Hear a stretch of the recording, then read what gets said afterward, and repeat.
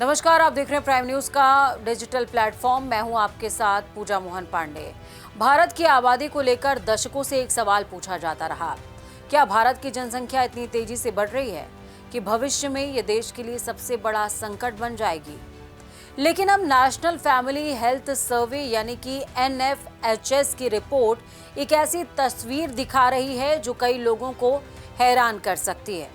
भारत में पहली बार आबादी बढ़ने की रफ्तार इतनी कम हो गई है कि देश लगभग जनसंख्या स्थिरता की स्थिति में पहुंच चुका है। यानी जिस पॉपुलेशन बॉम्ब की चर्चा सालों से होती रही, वो कहानी अब बदल रही है। लेकिन इसी रिपोर्ट में कई और बड़े खुलासे भी हुए हैं। क्या हिंदुओं और मुसलमानों की जन्मदर में अंतर कम हो रहा है? क्या भारत बूढ़ा हो रहा है? माताओं की मौतें क्यों कम हुई हैं? नवजात बच्चों की मौत के आंकड़े क्या कहते हैं?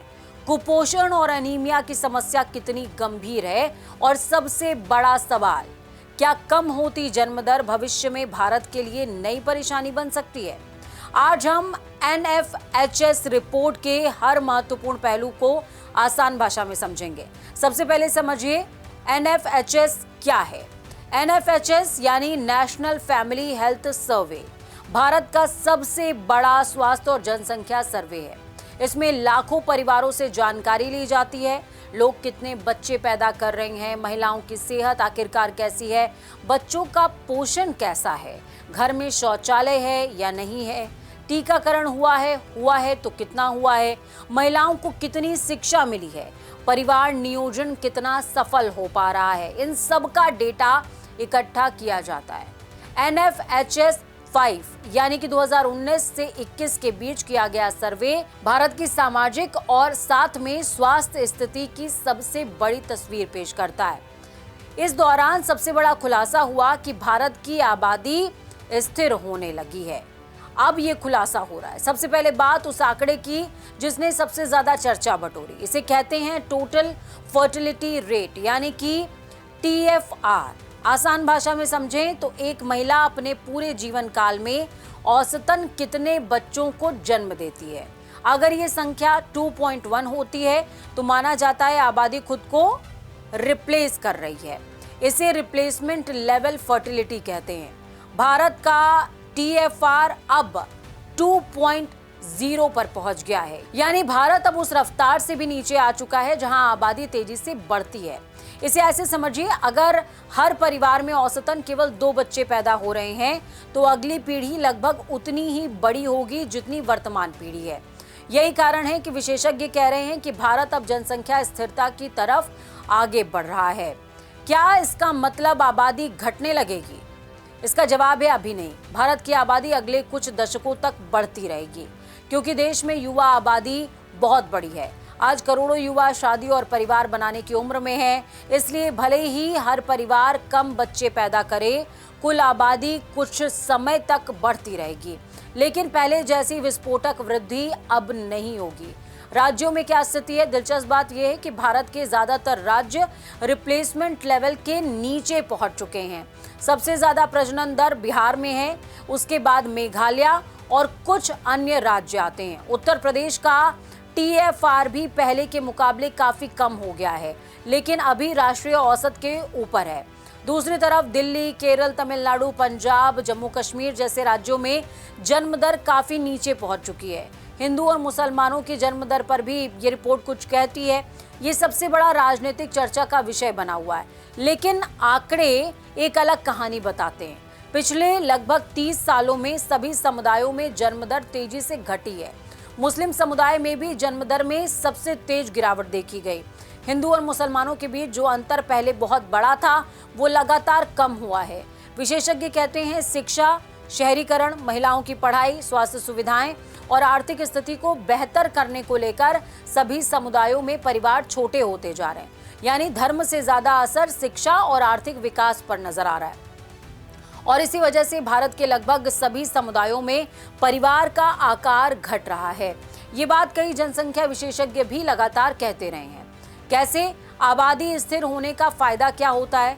पहला फायदा, संसाधनों पर कम दबाव होगा। कम बच्चे होंगे तो शिक्षा, स्वास्थ्य और रोजगार पर सरकार ज्यादा ध्यान दे पाएगी।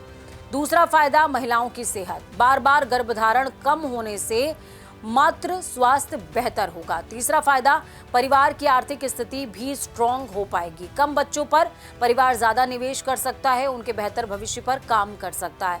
लेकिन खतरा भी है, कम होती जन्म दर का एक दूसरा पहलू भी है। जापान, दक्षिण कोरिया, इटली और चीन इसका उदाहरण है। अब बहुत कम बच्चे पैदा होने लगते हैं तो देश की आबादी बूढ़े होने लगती है, काम करने वाले लोगों की संख्या घटने लगती है, बुजुर्गों की संख्या बढ़ने लगती है, सरकार पर पेंशन और स्वास्थ्य का खर्चा बढ़ता है। NFHS के आंकड़े दिखाते हैं कि भारत में 15 साल से कम उम्र की आबादी का हिस्सा कम हो रहा है, यानी भारत धीरे धीरे वृद्ध समाज की दिशा में आगे बढ़ रहा है। हालांकि अभी भारत के पास दुनिया की सबसे बड़ी युवा आबादी का लगभग मौजूद हिस्सा है। मृत्यु दर में बड़ी गिरावट दर्ज की गई है। अब बात महिलाओं की सेहत की कर लेते हैं। कुछ दशक पहले भारत में प्रसव के दौरान हजारों महिलाओं की मौत हो जाया करती थी। वजह, अस्पताल तक ना पहुंच पाना, डॉक्टरों की कमी होना, कमजोर स्वास्थ्य व्यवस्था होना, खून की कमी आ जाना, गर्भावस्था की जटिलताएं भी एक वजह थी। लेकिन अब तस्वीर बदल रही है। सरकारी योजना, अस्पतालों में प्रसव और स्वास्थ्य सुविधाओं के विस्तार की वजह से मातृ मृत्यु दर में लगातार गिरावट आई है। ये भारत के स्वास्थ्य क्षेत्र की सबसे बड़ी सफलताओं में से एक माना जा रहा है। अस्पताल में बच्चों का जन्म बढ़ा है। NFHS के अनुसार संस्थागत प्रसव यानी कि अस्पतालों में डिलीवरी का प्रतिशत तेजी से बढ़ा है, बूम किया है। पहले बड़ी संख्या में बच्चे घरों में पैदा होते थे, अब ज्यादातर प्रसव अस्पतालों में हो रहे हैं। इसके दो फायदे हुए, मां की जान बचने की संभावना बढ़ी है, नवजात बच्चे की जान बचने की संभावना बढ़ी है और यही कारण है कि मातृ और शिशु मृत्यु दर दोनों में सुधार नजर आता है। नवजात बच्चों की मौतों में भी कमी आई है। भारत में इन्फेंट मोर्टेलिटी रेट यानी कि 1 साल की उम्र से पहले बच्चों की मौत का आंकड़ा भी घटा है। टीकाकरण बढ़ा है, अस्पतालों में प्रसव बढ़े हैं, स्वास्थ्य सेवाओं तक पहुंच बढ़ी है। इन कारणों की वजह से बच्चों के जीवित रहने की संभावना पहले से और बेहतर हुई है। हालांकि कुछ राज्यों में अभी भी स्थिति चिंताजनक बनी हुई है। बच्चों के पोषण की स्थिति। अब आते हैं सबसे गंभीर मुद्दे पर। भारत की सबसे बड़ी चुनौती में से एक है कुपोषण। NFHS के अनुसार कुछ सुधार जरूर हुआ है, लेकिन समस्या अभी भी बहुत बड़ी है। स्टंटिंग यानी कि उम्र के हिसाब से कम लंबाई, वेस्टिंग यानी कि लंबाई के हिसाब से कम वजन, अंडरवेट यानी कि उम्र के हिसाब से कम वजन। इन तीनों संकेतकों में भारत अभी भी दुनिया के कई देशों से पीछे है। इसका मतलब करोड़ों बच्चों को पर्याप्त पोषण नहीं मिल पा रहा है। एनीमिया ने चिंता बढ़ा दी है। रिपोर्ट का एक सबसे चौंकाने वाला पहलू एनीमिया है। भारत में आधे से ज्यादा महिलाएं एनीमिया यानी कि खून की कमी से पीड़ित हैं। यानी कि हमारे आसपास जो हमारी माताएं बहनें हैं वो खून की कमी से पीड़ित हैं। कई बच्चों में एनीमिया की समस्या है। ये सिर्फ स्वास्थ्य का नहीं बल्कि आर्थिक और सामाजिक विकास का भी मुद्दा है, क्योंकि एनीमिया से पढ़ाई, काम करने की क्षमता, मानसिक विकास पर असर पड़ता है। महिलाओं की स्थिति में भी बदलाव आया है। क्या है बदलाव? रिपोर्ट में कुछ सकारात्मक संकेत हैं। महिलाओं के बैंक खाते बढ़े हैं, आर्थिक भागीदारी बढ़ी है, परिवार नियोजन की उनकी पहुंच बढ़ी है, शिक्षा का स्तर बेहतर हुआ है, महिलाओं के पास अपने फैसले लेने की क्षमता पहले से ज्यादा स्ट्रांग हुई है। हालांकि रोजगार और कार्यबल में महिलाओं की भागीदारी को लेकर अभी भी चुनौतीपूर्ण स्थितियां हैं। परिवार नियोजन में भारत कितना सफल हुआ है, इस पर भी बात कर लेते हैं। NFHS बताता है कि परिवार नियोजन के साधनों का इस्तेमाल बढ़ा है। लोग अब पहले की तुलना में ज्यादा जागरूक हैं। छोटे परिवार का चलन बढ़ रहा है। महिलाएं भी परिवार के आकार को लेकर फैसले में भागीदार हैं। यही वजह है कि जन्म दर लगातार घट रही है। महिलाओं और पुरुषों का अनुपात, रिपोर्ट में एक दिलचस्प आंकड़ा सामने आया। देश में महिलाओं की संख्या प्रति 1000 पुरुषों पर 1020 दर्ज की गई। ये पिछले सर्वे की तुलना में बेहतर है। हालांकि जन्म के समय लड़कियों और लड़कों का अनुपात अभी भी पूरी तरह संतुलित बिल्कुल नहीं है। यानी समाज में बेटा बेटी को लेकर के सोच में सुधार तो हुआ है, लेकिन पूरी चुनौती अभी खत्म नहीं हुई है। स्वच्छता और पीने के पानी की स्थिति पर भी बात कर लेते हैं। NFHS बताता है कि शौचालय और साफ पानी की पहुंच में बड़ा सुधार हुआ है। ये बदलाव स्वास्थ्य पर सीधे असर डालता है। कम बीमारियां कम हुई हैं, कम संक्रमण हुआ है, बेहतर पोषण हुआ है, बेहतर जीवन की गुणवत्ता हुई है। इन सभी क्षेत्रों में सुधार दिखाई देता है। स्वास्थ्य बीमा का भी विस्तार हुआ। रिपोर्ट कहती है स्वास्थ्य बीमा योजनाओं से जुड़े परिवारों की संख्या बढ़ रही है। आयुष्मान भारत जैसी योजनाओं का प्रभाव है और इस वजह से ये प्रभाव देखने को मिलता है। हालांकि अभी भी बड़ी आबादी को बेहतर और सस्ती स्वास्थ्य सेवाओं का इंतजार है और जरूरत भी है। भारत का अगला बड़ा सवाल, NFHS की रिपोर्ट हमें एक महत्वपूर्ण मोड़ पर खड़ी नजर आती है। एक तरफ भारत ने जनसंख्या नियंत्रण को लेकर बड़ी सफलता हासिल की, दूसरी तरफ अब चुनौती भी बढ़ रही है। सवाल यह है कि भारत में कितने बच्चे पैदा हो रहे हैं। अब सवाल यह है कि जो बच्चे पैदा हो रहे हैं, क्या वो स्वस्थ हैं? क्या उन्हें अच्छा पोषण मिल रहा है? क्या वो शिक्षित होंगे? क्या वो भविष्य की अर्थव्यवस्था को आगे लेकर के जा पाएंगे? यानी अब संख्या में ज्यादा गुणवत्ता महत्वपूर्ण हो गई है। यानी कि संख्या कम होगी तो गुणवत्ता पर फोकस करना होगा।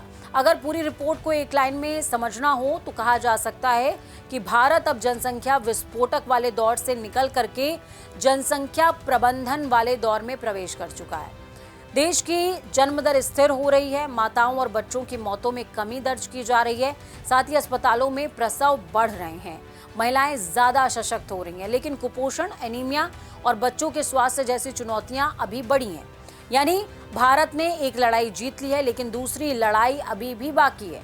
यही वजह है कि NFHS की ये रिपोर्ट सिर्फ आंकड़ों का दस्तावेज बिल्कुल नहीं है, बल्कि भारत के भविष्य का एक्सरे है। ये बताती है कि हम कहां से आए हैं, आज कहां खड़े हैं और आने वाले 20 से 30 सालों में भारत किस दिशा में जाने वाला है। इस रिपोर्ट में फिलहाल इतना ही। मुझे दीजिए इजाजत। मैं पूजा मोहन पांडे आज के लिए इस टॉपिक के लिए साइनिंग ऑफ।